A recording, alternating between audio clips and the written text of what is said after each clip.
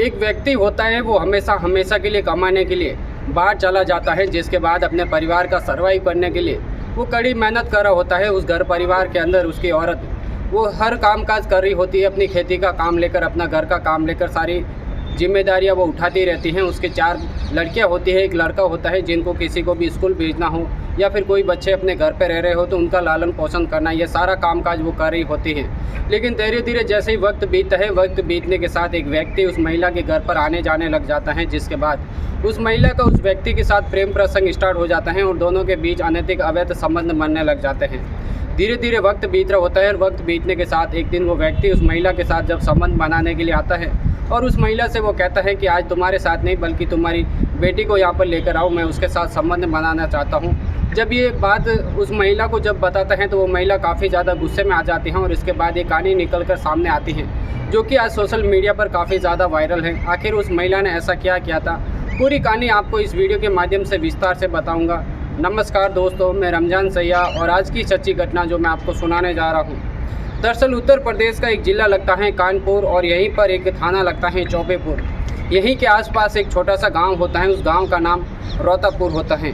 वहीं की रहने वाली लक्ष्मी गौतम, जिनकी 4 बेटियां होती हैं, एक बेटा होता है। सबसे बड़ी बेटी 7 से 8 साल के आसपास की अभी फ़िलहाल रहती हैं, लेकिन उससे छोटे बच्चे करीबन 5 बच्चे होते हैं। उस घर परिवार के अंदर सर्वाइव करना काफ़ी ज़्यादा मुश्किल हो रहा था। इसीलिए लक्ष्मी देवी गौतम एक दिन अपने पति से कहती हैं कि क्यों नहीं तुम कहीं बाहर जाकर कमाई करो, जिसकी वजह से हमारे घर परिवार के अंदर बच्चे भी अच्छे से पढ़ाई कर सकते हैं। इसके बाद इनका जो पालन पोषण भी है वो सही तरीके से हो सकता है। घर का सारा काम काज, सारी जिम्मेदारियां आखिर मैं उठा सकती हूँ।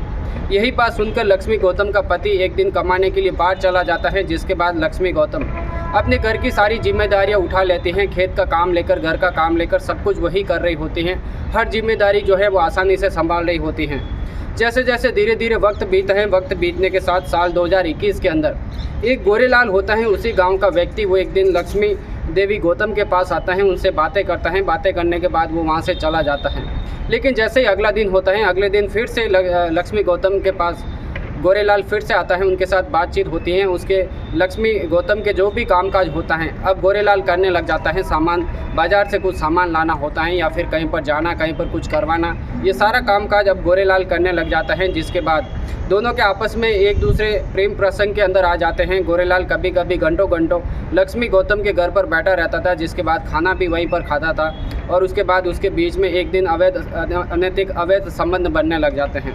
अब यहीं से ये सिलसिला स्टार्ट हो जाता है, जो कि रुकने का नाम नहीं लेता है। आए दिन गोरेलाल लक्ष्मी गौतम के घर पर जाता है, जिसके बाद उसके साथ अनैतिक अवैध संबंध बनाता है और संबंध बनाने के बाद वो फिर से घर पर आ जाता है। इसी तरीके से एक ही गांव के रहने वाले, एक ही आसपास के रहने वाले होते हैं, इसीलिए आए दिन उनके बीच में अनैतिक अवैध संबंध बनने रहते हैं। और इस बात का पता उसके पति को बिल्कुल भी नहीं होता है, क्योंकि उसकी पति अपनी पत्नी के ऊपर काफ़ी ज़्यादा भरोसा करता है। उसके पहले से ही 5 बच्चे होते हैं, उस घर परिवार को चलाने की काफ़ी ज़्यादा जिम्मेदारियां होती हैं। इसलिए लक्ष्मी देवी गौतम का पति कभी ये सोच नहीं पाता है कि आखिर उसकी पत्नी जो है उसके पीठ पीछे ऐसे कुछ काम कर रही हैं। लेकिन धीरे धीरे जैसे वक्त बीतता है, वक्त बीतने के साथ लक्ष्मी देवी गौतम का पति एक दिन जब गाँव लौटता है तो कुछ 15-20 दिन रुकता है। 15-20 दिन रुकने के बाद वो फिर से काम पर चले जाता है, क्योंकि लक्ष्मी देवी फिर से अपने पति को कहते हैं कि हमारे घर की काफ़ी ज़्यादा जिम्मेदारियां तुम्हें जो है हमेशा ही बाहर रह के ही काम करना होगा, तभी जाकर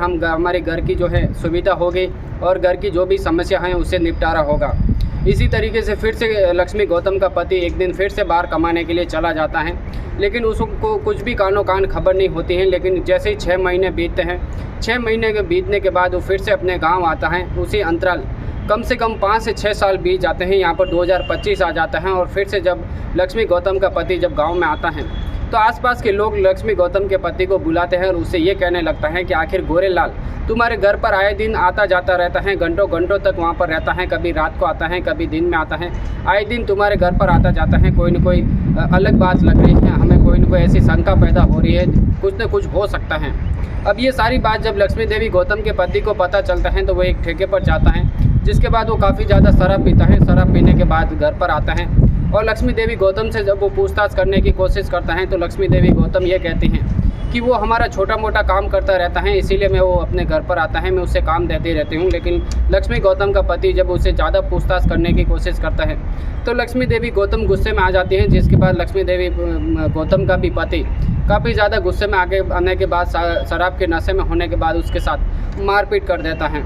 जैसे ही अगली सुबह होती है, गोरेलाल फिर लक्ष्मी देवी के आसपास भटकता है तो लक्ष्मी देवी अब उससे कहने लगती हैं कि तुम्हारे जो भैया है वो काफ़ी ज़्यादा गुस्से में आए थे, रात को मुझे मेरे साथ काफ़ी मारपीट की है, आज के बाद तुम यहाँ पर आसपास दिखाई भी मत देना है। तो यहाँ पर गोरेलाल कहता है कि आखिर भाभी मैं क्या कर सकता हूँ, मैं तुम्हारे बिना रह नहीं सकता हूँ, अगर तुम मुझसे हमेशा के लिए दूर रखना चाहते हैं तो तुम फिर किसी ऐसी लड़की के साथ मेरी शादी करवा दो जो तुम्हारी जान पहचान की हो, फिर तुम्हारे साथ मैं रिलेशन में नहीं आऊँगा, बल्कि मेरी शादी हो जाएगी तो मैं हमेशा उसके साथ रिलेशन के अंदर रहूँगा।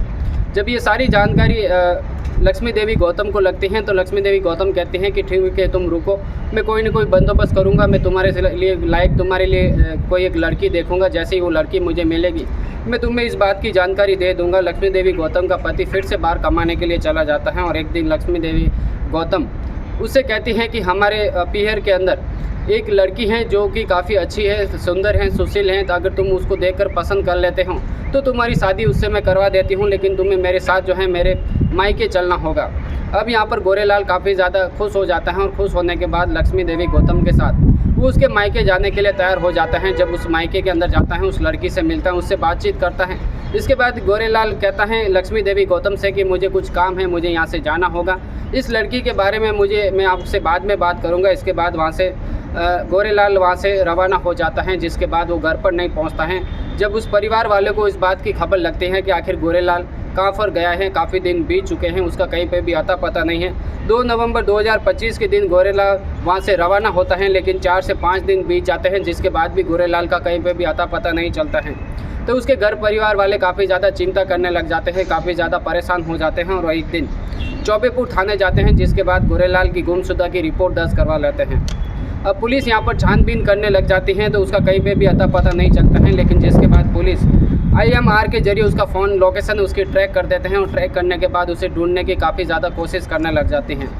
लेकिन धीरे धीरे उन 50 दिन बीत जाते हैं, गोरेलाल का कहीं पे भी पता नहीं चलता है। लेकिन 19 दिसंबर 2025 के एक दिन पहले ही IMR के जरिए से उसका फ़ोन लोकेशन ट्रैक हो जाती है और एक ईसु गौतम नाम का व्यक्ति होता है, उस व्यक्ति के पास ये सिम जो है एक्टिवेट हो जाती है। जिसके बाद चौबेपुर की पुलिस वहाँ पर जाती है और जाने के बाद उसे पकड़ती हैं और पकड़ने के बाद जब उससे पूछताछ करते हैं कि आखिर ये सिम तुम्हारे पास कैसे आई है, ये सिम गोरेलाल की हैं और गोरेलाल काफ़ी दिनों से गायब है, कम से कम 55 से 56 दिन के आसपास बीत चुके हैं, वो अभी तक मिला नहीं है, आखिर ये सिम तुम्हारे पास किस तरीके से आई।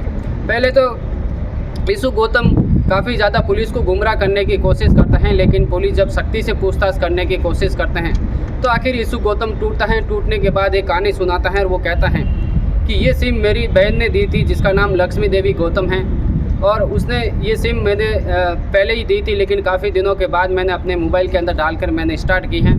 जैसे ये बात उसे बताते हैं तो आगे की कहानी पूछने के लिए पुलिस फिर से उसके ऊपर सख्ती बरसने की कोशिश करते हैं। तो फिर से ईसु गौतम पूरी कहानी सुनाने की कोशिश करता है। वो कहता है कि आज से ठीक 5 से 6 साल पहले मेरी बहन होती हैं लक्ष्मी देवी, उसके साथ गोरेलाल आए दिन उसके घर पर आता जाता है, उनके बीच में रिलेशन बनता है, दोनों एक दूसरे के बीच में प्रेम प्रसंग के अंदर आ जाते हैं, अनैतिक अवैध संबंध भी बनने लग जाते हैं। लेकिन मेरी बहन लक्ष्मी देवी को इस बात की किसी भी चीज़ की तकलीफ नहीं थी। धीरे धीरे वक्त बीत रहा होता है, 5 से 6 साल बीत जाता है।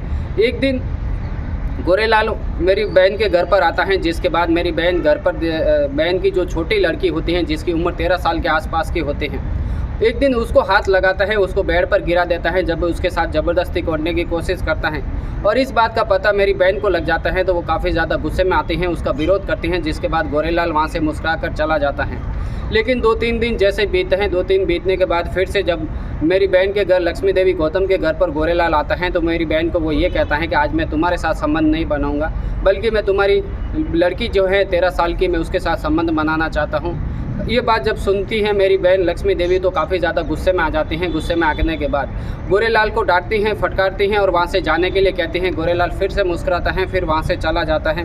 जिसके बाद लक्ष्मी देवी काफ़ी ज़्यादा टेंशन में आ जाती हैं, चिंता में आ जाती हैं और वो सोचने लगती हैं कि आखिर गोरेलाल मेरे तक सीमित था, मेरे साथ जो संबंध बना रहा था, मेरे रिलेशन में था, वो सब कुछ ठीक था, लेकिन मेरी 13 साल की लड़की हैं इसको एक दिन बेड पर गिरा दिया था, जिसके बाद वो 3 दिन तक खाना नहीं खाती हैं। वो काफ़ी ज़्यादा डर जाते हैं, सहम जाती हैं। उसे काफ़ी ज़्यादा विश्वास दिलाने की कोशिश करती हैं। गोरेलाल को भी समझाने की कोशिश करती हैं कि तुम मेरे साथ जब तक रिलेशन बना रहे हैं तब तक ठीक है, लेकिन मेरी बेटी तक आना बहुत ही बुरा हो सकता है, बहुत ही गलत चीज़ है। मैं मेरी बेटी के साथ मैं ऐसा कुछ भी करने नहीं दूंगी। जिसके बाद गोरेलाल हमेशा ही मुस्कुराता है, वहाँ से चला जाता है। लेकिन मेरी बहन जो होती हैं लक्ष्मी देवी, वो एक दिन सोचते हैं कि आखिर गोरेलाल को इस दुनिया से हटाना होगा, इस रास्ते की जड़ को हमेशा के लिए काटना होगा। जिसके बाद लक्ष्मी देवी मेरी बहन गोरेलाल को ये कहती हैं कि मेरे मायके के अंदर एक लड़की है जिससे तुम बात कर सकते हो, उसके साथ शादी कर सकते हो। इसी तरीके से गोरेलाल को लेकर मायके आती हैं। मायके आने के बाद मुझे कुछ 10,000 रुपये की वो डिमांड करती हैं कि मैं तुम्हें 10,000 रुपये दूँगी, एक लड़के को जो है इस दुनिया से हमेशा के लिए हटाना होगा। मुझे 2,000 रुपये पहले एडवांस भी देती हैं। जिसके बाद मैं और मेरी बहन दोनों जन मिलकर जो हैं गोरेलाल को एक जगह पर जो हैं एक दुपट्टे से उसका गला घोंटते हैं। गला घोंटने के बाद हमेशा के लिए उसे मौत के घाट उतार देते हैं। हमारे घर से 300 मीटर दूर पर एक जगह होती है, एक ऐसी सुनसान जगह होती है जहाँ पर उस कंकाल तंत्र को वहीं पर छिपा देते हैं। जिसके बाद इस बात का किसी को भी पता ना लगे। लेकिन धीरे धीरे उन 50 दिन बीत जाते हैं। उस 50 दिन बीतने के बाद जैसे ही मैं ये मोबाइल एक्टिवेट करता हूँ, इस फ़ोन को जैसे ही चालू करता हूँ, तो इसकी MIR के जरिए मुझे जो है आप पकड़ कर यहाँ पर थाने में लेकर आ चुके हैं। इसके बाद में इस कहानी का जो है पूरा भांडा फोड़ हो जाता है। नहीं तो इससे पहले अगर मैं ये मोबाइल बिल्कुल भी स्टार्ट नहीं करता, इसको चालू नहीं करता, तो इसका भांडा फोड़ नहीं होता है। लेकिन कहते हैं कि आखिर कानून के हाथ इतने लंबे होते हैं कि मुजरिम चाहे कितना भी कोशिश कर ले, कितने भी भाग दौड़ कर ले, आखिर कानून के हाथ के अंदर वो आ ही जाता है और पकड़ा जाता है। जिसके बाद उसे हमेशा के लिए जेल की सलाखों के पीछे जाना होता है। बिल्कुल भी ऐसा ही होता है।